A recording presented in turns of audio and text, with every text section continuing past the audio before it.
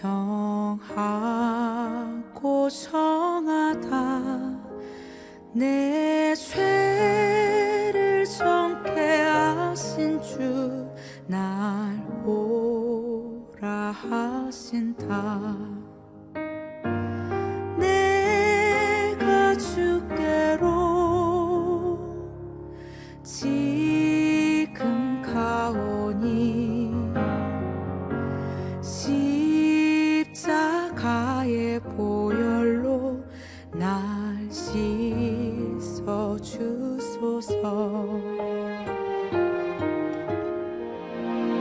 내 주의 보혈은 정하고 정하다 내 죄를 정케 하신 주 날 보라 하신다. 내가 주께로 지금 가오니 십자가의 보혈로 날 씻어 주소서. 약하고 추해도 주께로 나가며 힘 주시고 내 주함을 보시서 주시네. 내가 주께로 지금 가오니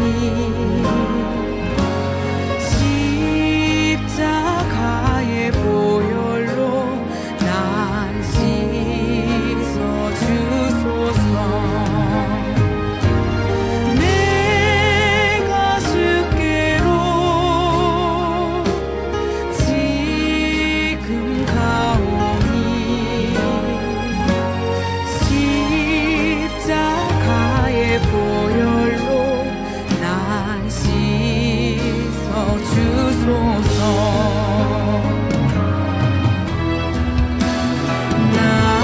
나로라 하시는 온전한 믿음과 또 사랑함과 평안함 다 주려 함이라. 내가 주께로 지금 가오니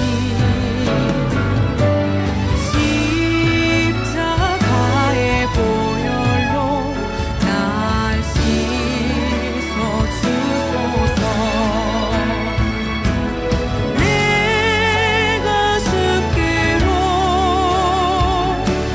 지금 가오니 십자가의 보혈로 날 씻어 주소서. 내가 주께로 지금 가오니 십자가의 보혈로 날 씻어 주소서. 내 주의 보혈은 정하고 정하다 내 죄를 정케 하신 주 날 오라 하신다.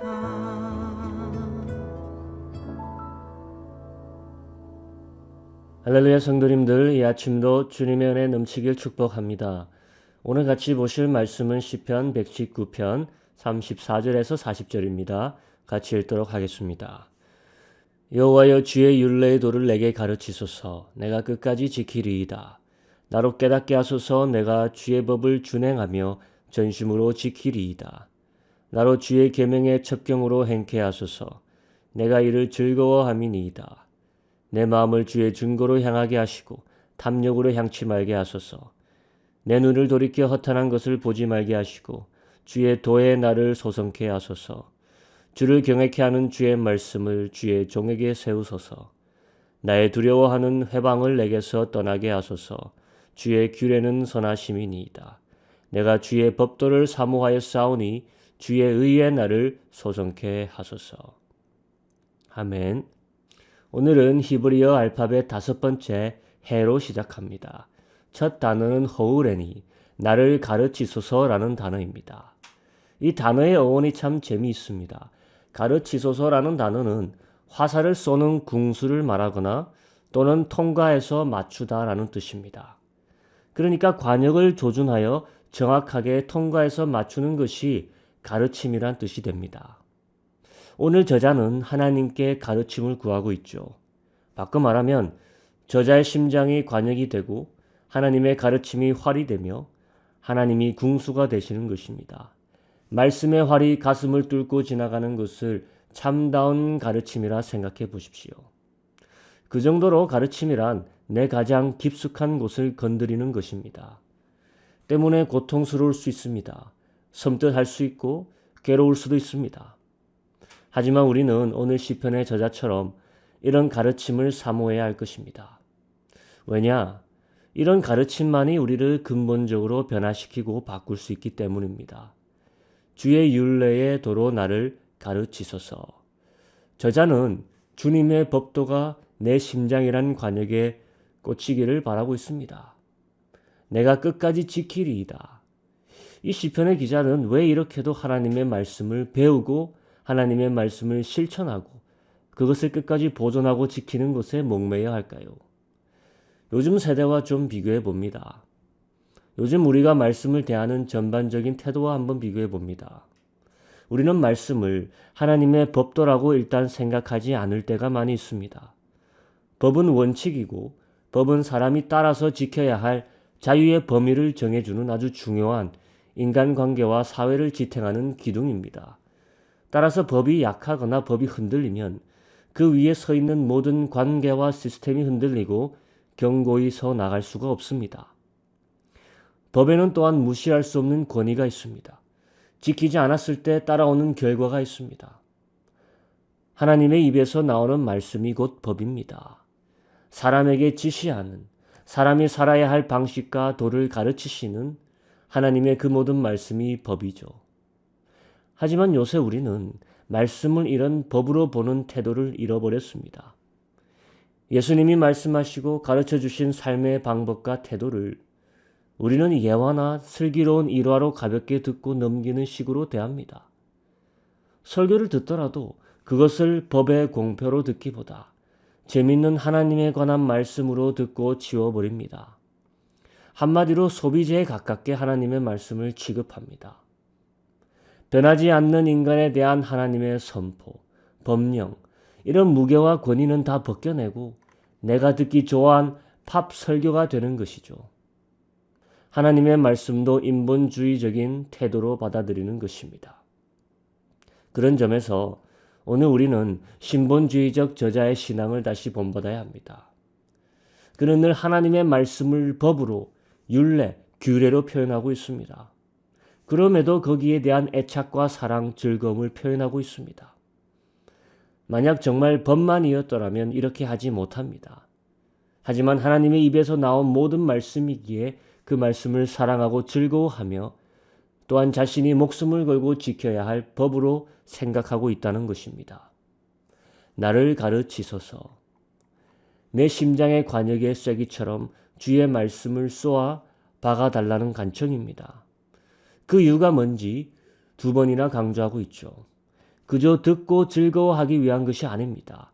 33절 그 말씀을 끝까지 지키기 원하기에 34절 그 말씀을 진심으로 지키기 원하기 때문에 말씀을 듣는 이유가 말씀을 지키기 위함이면 얼마나 좋을까요? 좋은 설교를 들으시러 가는 이유가 뭡니까? 한번 생각해 보십시오. 유명한 목사님들, 유명한 강사들의 명설교를 들으러 가는 이유가 뭡니까? 재밌어서요? 감동이 있어서요? 내가 진심으로 주의 법도를 가르침받아 그것을 끝까지 전심으로 지켜내기 위해서 가는 사람이 있습니까? 당시에는 설교자 이런 거 없었습니다. 감동을 주고 예화를 들며 말을 아름답게 꾸며서 하나님의 말씀을 전하는 설교하는 사람들 자체가 없었습니다. 그런데도 이런 열정과 이런 말씀에 대한 갈급함은 어떻게 우리 세대보다 더할 수 있을까? 아름답게 짜 맞춰진 설교가 없음에도 어떻게 주의 법을 듣고 지키는 것에 모든 것을 걸기를 희망한다며 가르침을 강구하는가? 우리 세대가 다시 생각하고 다시 각성해야 할 부분입니다.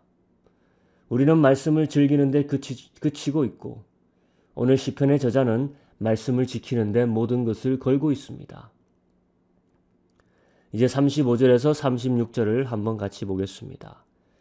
나로 주의 계명의 첩경으로 행케 하소서. 내가 이를 즐거워함이니이다. 내 마음을 주의 증거로 향하게 하시고 탐욕으로 향치 말게 하소서. 나로 주의 계명의 길을 걷게 만드소서. 이것이 35절 말씀입니다.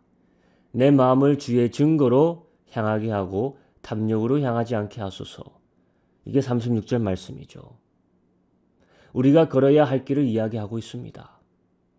시편이 참 좋은 이유는 저자는 우리가 이렇게 해야 한다. 우리에게 설교하는 것이 아닙니다.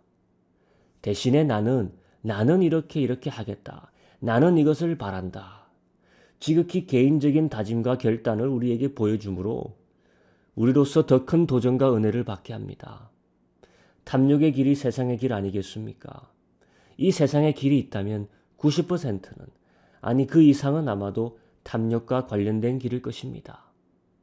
도시 한복판에 서 있다 생각해 보십시오. 얼마나 많은 길들이 셀 수 없는 곳으로 향하고 있습니까?